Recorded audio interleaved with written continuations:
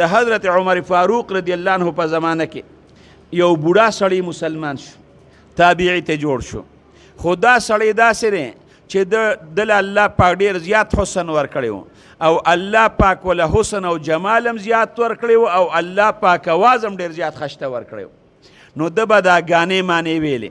نو چې کوم ګانې مانې به یې ویلې نو هغه فساق او پجار هغه کسان به ورته ناستو آمدن مال او دولت هم زیاتو او خلک به راتلل د ده په هغې اواز او په هغې حسن باندې به یې ځان قربانو ټول عمر یې ګانو کې تېره کړه او د الله په نافرمانۍ کې تېره کړه چې کله بوډا شو هغه حسن هم لاړ غاښونه مو غورځېدل لاسونه هم دغې وخت کې رپي پښو کې هم طاقت نشته نو بیا خو ګانې یې نه شوې ویلې ښځه هغه ښځه هم وفات شوه اولاد هم نو مال او دولت ورسره زیات و ټول عمر یې په عیش و عشرت کې تېره کړی و چې بوډا شو د خولې نه غاښونه وغورځېدل که نه نو چې کوم خلک یې واقف و نو په هغوی باندې به ګرځېده او د هغوی نه به پیسې غوښتې نه هغوی به ورله ورکولې نو سر ورځې پس هغوی هم پې هغه مال او دولت هغه پیسې ورکول پرېښودل لوږې تندې پې تېرې شوې دغې وخت کې چې ده سوچ وکړه چې یاره زما د ځوانۍ کمې شپې او ورځې وې اخو د الله په نافرمانۍ کې ما تېرې کړي اوس خو زما لاسونو کې طاقت نشته اوس خو زما خپو کې طاقت نشته اوس خو زما د سترګو نظر نشته اوس خو زما په غوږونو کې د اورېدو طاقت نشته اوس به زه خپل رب څه راضي کړم او د خپل رب به څه زه عبادت وکړم په عجز باندې لوږې تندې تېرې شوې لاړ د جنت البقي مقبرې ته هغې ځای کې رب العالمین ته جاړي او په خپله ګناه باندې ستومانه دی او الله ته ویې پروردګاره تا ته پته ده چې ماله د حسن را کړی و ماله د جمال را کړی و زما د خشته آواز پیدا کړی و الله خو ما ټول عمر ستا په نافرمانۍ کې تېر کړی دی الله زما خو سپو کې طاقت نشته الله لاسونو کې مې پروردګاره طاقت نشته الله زما په غوږونو کې د اورېدو طاقت نشته الله د سترګو نظر مې هم کمزوری شوی دی الله خولې کې مې هم غاښونه نشته اوس په داسې ستا څه عبادت وکړم تا به څه راضي کړم الله ته جاړي په دغه حالت کې په ده باندې رب العالمین خوب راوست چې کله د خوب نه را بیدار شو چې ویې کتل د غرمې ټیم دی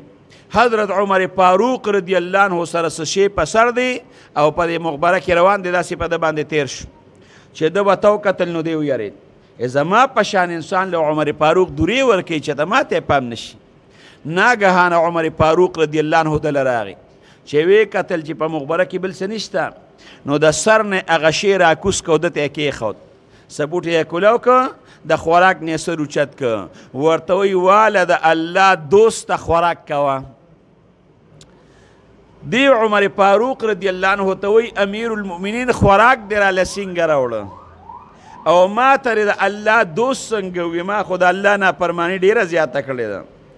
هغه ورته وایي نه پوهېږم د غرمې هغه قیلوله مې کوله قیلوله سنت تودوم رب العالمین پې په خوب کې ولید ما ته رب العالمین حکم وکړه چې ای عمره لاړ شه د جنت البقي په مقبره کې زما یو دوست ناست دی د سور وزونه اوږې دی او نار دی او هغه له د خپل کور نه خوراک یو څه هغه ته کېده نو چې د خوب نه راپاڅېدم نو خپل کور والا ته مې وي اهل والا ته چې خوراک تیار کړې نو چې لاس کې مې راواغېشته نو ما وی د الله دوست له بیا زه په لاس کې وړم نو په سر مې کېښوده نو د الله دوست ته دا خوراک کوه دغې وخت کې دغه بوډا په جړه شو چې یا الله ټول عمر مې ستا نافرماني کړې ده ټوله ځوانۍ مې ستا نافرماني کړې ده الله اوس زما په لاسونو کې طاقت نشته زما په خپو کې طاقت نشته ستا د عبادت د کولو طاقت پروردګاره ما کې نشته خو چې الله نن هم رالم او خپله ګناه باندې ستومانه شم نو الله ته ما په خپله دوستۍ نیسې د امیر المؤمنین په لاس راله پروردګاره خوراک رالیږي دومره وجړل الله ته چې په هغې ساعت باندې رونو د هغه نه هغه سا وخته دومره رحیم ذات بنونو کم ځای کې پیدا نو الله سوی یا ایها الذین آمنوا توبوا الی الله تاسو الله ته توبه وباسئ توبه به وباسو که نه الله سوی ما یفعل الله بعذابکم الله ستاسو په عذاب باندې څه کوي ان شکرتم وآمنتم الله وی که زما شکریا ادا کړو ایمان راوړی نه الله وی ستاسو په عذاب باندې څه کوم د نور الفاظو ته لږ غونتې وګوره که نه الله څه وایي قل یا عبادی الذین اسرفوا علی انفسهم الله پیغمبر ته وایي چې ای زما حبیبه زما د بندګانو ته اعلان وکړه کومو بندګانو ته اعلان وکړه ایا عبادی الذین اسرفوا هغه بندگان چې هغوی په خپل ظلم باندې په ځان باندې ظلم او زیاتې کړی دی ټول عمر یې ګناهونه کړي دي عملنامې د ګناهونو نه ډکه ده په ځان یې ظلم او زیاتې کړی ځکه الله ته څوک نقصان نشي رسولی نو زما هغې بندګانو ته الله ووایه چې لا تقنطوا من رحمت الله چې ګورې زما د رحمت نه امیده نشئ ګناهګارو بندګانو ته الله څه وایي چې ای ګناهګارو بندګانو زما د رحمت نه ګورې نه امیده نشئ ان الله یغفر الذنوب جمیعا الله ټول ګناهونه بخي انه هو الغفور الرحیم غفورم دی رحیمم دی ګناهونه بخي د دواړو جهانو سردار مبارک ته څه وایي وایي که دا خلک ګناهونه کول پرېږدي که نه که تاسو ګناهونه کول پرېږدی نو رب ذوالجلال به تاسو ختم کي الله به نور مخلوق پیدا کي داسې مخلوق به راولي چې ګناه به کوي او توبه به وباسي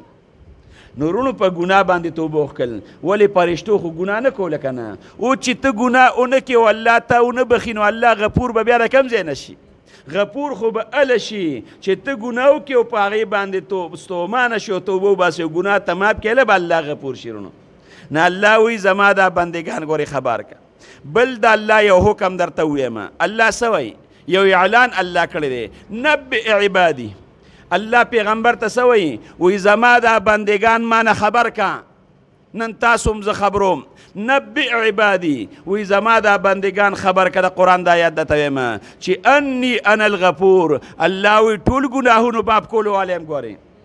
انی انا الغفور رحیم الله وی ټولو ګناهونو معاف کولو والی یم او زه ګور رحم کولو والی یم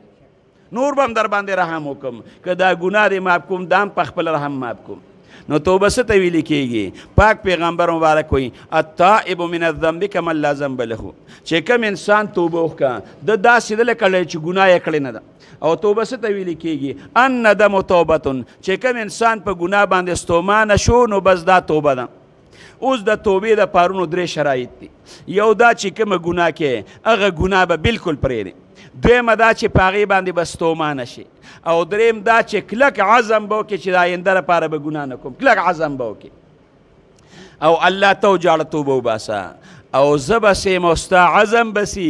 الله ته به بیا ووایه چې پروردګاره ما عزم وکړو خو زه خو کمزور یم په دې خپل عزم باندې به پروردګاره ثابت قدم ته ما ساتې په دې به ما ته ثابت قدم ساتې الله ته وجاړه ته وګوره چې بیا پای کې سکندونه ولګي هېڅ وخت به پکې رونو نه